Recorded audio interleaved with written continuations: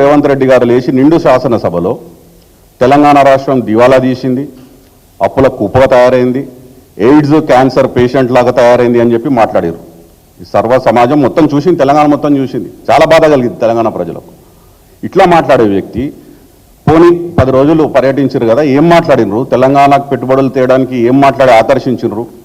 ఎట్లా తీసుకొచ్చారని చూస్తే ఒక్క వీడియో, ఒక్క 10 సెకండ్లు 15 సెకండ్లు కూడా మాకు ఎక్కడ రేవంత్ రెడ్డి గారు మాట్లాడినట్టు, తెలంగాణకు పెట్టుబడులు ఆకర్షించినట్టయితే కనబడలేదు. ఈ పర్యటనలో వాళ్ళైతే రిలీజ్ చేయలేదు. శ్రీధర్ బాబు గారు ఐటీ ఇండస్ట్రీస్ మినిస్టర్ వండుకుంటూ కూడా కేవలం ఉత్సవ విగ్రహంలాగా అనిపించారు మాకు. అన్నింటిలో రేవంత్ రెడ్డి గారు ఎంఓయూలు ఎక్స్చేంజ్ చేసుకుంటారు, వాళ్ళే మాట్లాడినట్టు ఫొటోస్ స్టిల్స్ కనబడతాయి. శ్రీధర్ బాబు గారు ఎక్కడ కూడా యాక్టివ్గా ఉండడం కానీ, మాట్లాడడం కానీ, హార్డ్ సెల్ చేయడం కానీ, తెలంగాణకు పెట్టుబడులు ఆకర్షించడం కానీ మేము ఎక్కడ చూడలే. ఎవరన్నా ఎక్కడైనా చూసింటే మాకు చెప్పాలి కాంగ్రెస్ పార్టీ వాళ్ళు.